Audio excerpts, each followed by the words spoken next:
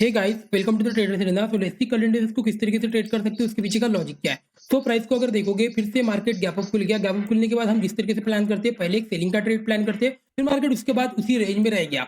और अब अगर देखोगे उसी रेंज में ट्रेड कर रहा है, फिर से उसी रेंज में आ चुका है, कहीं पे भी ब्रेकआउट नहीं दे रहा है। तो सेम लेवल्स कुछ चेंज नहीं हुए, वही सेम रखेंगे। 50,200 के ऊपर निकलता है तभी बाइंग के लिए एग्रेसिव प्लान करेंगे, या तो फिर मार्केट इसके नीचे आता है तब एग्रेसिव सेलिंग के लिए प्लान करेंगे। तो सिंपल रखेंगे, कल मार्केट कहीं पे भी ओपन हो, एक ट्रेड थोड़ा मिल सकता है। कल फ्राइडे भी है, तो जनरली फ्राइडे को एक मोमेंटम होता है, मंडे और फ्राइडे को। तो कल एक्सपेक्ट कर सकते हैं एक मोमेंटम के लिए, बिकॉज मार्केट में आज मैंने भी कुछ ट्रेड नहीं प्लान किया, बिकॉज यहाँ पे खुलने के बाद ना तो मैं सेलिंग के लिए भी कुछ इतना का इंटरेस्टेड नहीं था, तो कुछ ट्रेड मिला नहीं आज वैसे भी। कल हो सकता है कल एक ट्रेंडिंग मार्केट मिलेगा, देयर आर चांसेस। लेकिन स्टिल अभी भी मार्केट जब भी ब्रेक करे इस लेवल को, सॉरी, मार्केट इस लेवल को, या तो नीचे के साइड अगर देखोगे इस लेवल को, मार्केट जब भी ब्रेक करे एक बड़ा मोमेंटम आएगा। डेफिनेटली एक इंट्राडे में एक बड़ा मोमेंटम आ सकता है। तो डेफिनेटली इसके ऊपर अगर निकलता है तो अग्रेसिव बाइंग करेंगे, और इसके नीचे निकलता है एग्रेसिव सेलिंग करेंगे। तो देखते हैं किस तरीके से प्लान होना चाहिए, पूरा देखते हैं। 50,000 अगर देखोगे राउंड लेवल है, 50,000 के ऊपर फिर से खुलता है मार्केट, और यहाँ पे अगर अभी मिलता है तो सिंपल इस तरीके से अगर पैटर्न कहीं पे भी मिलता है, डेफिनेटली वहां पे बाय करेंगे। स्टॉप लॉस नीचे के साइड के रहने चाहिए। और अगर लेट्स सी की फ्लैट खुल के अगर नीचे के साइड यहाँ पे भी ब्रेक कर रहा है, तो डेफिनेटली इसके नीचे सेलिंग के लिए प्लान करना चाहिए। आई होप पॉइंट आपको समझ में आ रहे होंगे। लेट्स निफ्टी फिफ्टी को देख लेते हैं। निफ्टी फिफ्टी को अगर देखोगे, ये भी सेम गैप अप खुला, फिर उसी रेंज में ट्रेड करते रह गया।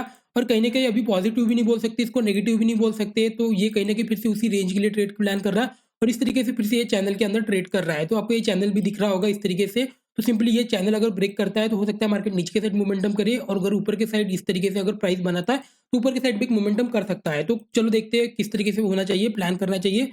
थोड़ा सा जूम आउट कर लेते हैं। तो अगर इसको ट्रेड ही प्लान करना है तो इस तरीके से प्लान करना चाहिए। सिंपल, अगर यहाँ पे कहीं तो फ्लैट खुल रहा है, फ्लैट खुलने के बाद अगर नीचे के साइड इस लेवल को ब्रेक कर रहा है, डेफिनेटली सेलिंग के लिए प्लान करेंगे। यहाँ पे एक स्टॉप लॉस रहेगा, और टारगेट थोड़ा बड़ा रखना, बिकॉज 3-4 दिन से मार्केट मोमेंटम नहीं किया है, तो टारगेट बड़े टारगेट के लिए प्लान करना।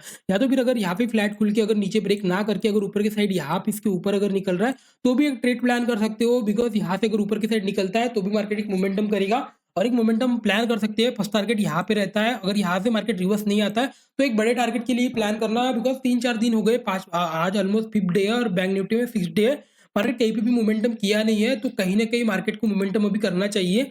और कल जिस तरीके से फ्राइडे है, तो जनरली होता क्या है ना, फ्राइडे के दिन एक मार्केट कहीं ना कहीं एक कंफर्मेशन करने के लिए, बिकॉज जनरली होता क्या है ना, फ्राइडे के दिन मार्केट कहीं ना कहीं एक साइड क्लोज करने के लिए ट्राई करता है। बिकॉज मंडे को उसको उसी साइड ओपन करना है, तो वो थोड़ा प्लान करता है कि कहीं ना कहीं जाके ट्रेंडिंग होके मूव करे। और वैसे भी 3-4 दिन हो गई है एक ही जगह पे ट्रेड कर रहा है, तो डेफिनेटली एक एग्रेसिव ट्रेड मिलने वाला है। तो मैं अभी मैं फुल एग्रेसिव भी प्लान करूंगा, चाहे बैंक निफ्टी हो या निफ्टी फिफ्टी हो, दोनों का एग्रेसिव ट्रेड प्लान कर सकते हो। तो सिंपल हमारे लेवल्स वही रहेंगे। अभी भी मार्केट बड़ा मोमेंटम के लिए प्लान कर सकते हो, बिकॉज आप डेली में अगर देखोगे, ये कहीं न कहीं खुद को होल्ड तो कर रहा है। लेकिन यही फिर से प्रॉब्लम यही हुआ ना, आज की गैप अप खुल गया। गैप अप खुला ना, इतना बड़ा गैप अप खुलने के बाद, और हमने कल प्लान भी किया था कि फेड का कुछ न्यूज़ आने वाला है, तो मार्केट या तो गैप अप खुल जाएगा या तो गैप डाउन खुलेगा। और गैप अप या गैप डाउन होने के बाद हमारे जैसे ही प्लान रहते, ऊपर खुला तो पहले हम सेलिंग के लिए प्लान करते हैं, और नेगेटिव खुला तो थोड़ा-सा रिवर्सल लेके फिर नेगेटिव आता है उसके लिए प्लान करते हैं। आई होप पॉइंट आपको समझ में आ रहे होंगे। लेट्स सी फिर निफ्टी को देख लेते हैं। तो फिर निफ्टी को अगर देखोगे, फिर निफ्टी भी उसी रेंज में ट्रेड कर रहा है। अभी ऑलमोस्ट फिफ्थ डे है, मार्केट कहीं पे भी मूव किया नहीं है, तो एक ट्रेंडिंग मार्केट तो अभी भी एक्सपेक्ट करना चाहिए। और यहाँ पे अगर आप देखोगे, आपको एक प्राइस एक्शन यहाँ पे भी दिख रहा होगा, और मार्केट कहीं ना कहीं श्रिंक हो रहा है उसी के रेंज में। यहाँ से अगर देखोगे इस तरीके से आपको ये प्राइस दिखेगा, तो मार्केट कहीं ना कहीं श्रिंक हो रहा है। तो इसी रेंज से अगर ब्रेकआउट या ब्रेकडाउन होने के बाद एक बड़ा मोमेंटम मार्केट में आ सकता है। तो किस तरीके से इसको प्लान करना चाहिए, 200-300 पॉइंट के लिए।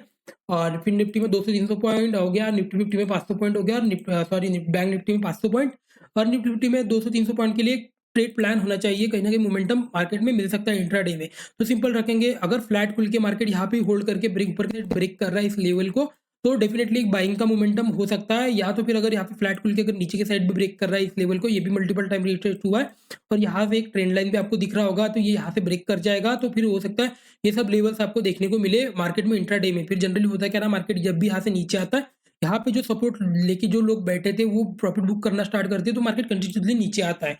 आई होप पॉइंट आपको समझ में आ रहे होंगे। तो सिंपल यहाँ से ये जो रेंज है, ये बहुत ज्यादा श्रिंक हो चुका है, तो यहाँ पे कल इसको ब्रेक कर जाना चाहिए। आई होप पॉइंट आपको समझ में आ रहेंगे।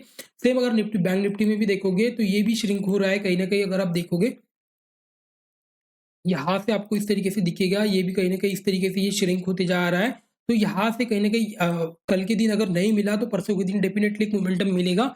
तो 1 या 2 दिन में एक मोमेंटम एक्सपेक्ट कर सकते हैं, बड़े क्वांटिटी में प्लान कर सकते हो, अच्छी क्वांटिटी में मतलब बड़े नहीं, अच्छी क्वांटिटी में प्लान कर सकते हो। एक बड़ा मोमेंटम मार्केट में मिल सकता है। आई होप पॉइंट आपको समझ में आ रहे होंगे। व्हेयरएज़ निफ्टी 50 देखोगे, ये भी कहीं न कहीं श्रिंक हो रहा है। इसको भी मोमेंटम अभी कर जाना चाहिए। बिकॉज़ इसमें भी अगर देखोगे यहाँ से इस तरीके से एक रेंज आप ड्रॉ कर सकते हो और यहाँ से इस तरीके से एक रेंज रेट ड्रॉ कर सकते हो। तो यहाँ से कल का एक मोमेंटम ऊपर साइड इधर नीचे की साइड एक मोमेंटम पॉसिबल हो सकता है। आई होप पॉइंट आपको समझ में आ रहे होंगे। तो वीडियो अच्छा लगा तो लाइक एंड सब्सक्राइब करें। Thank you so much.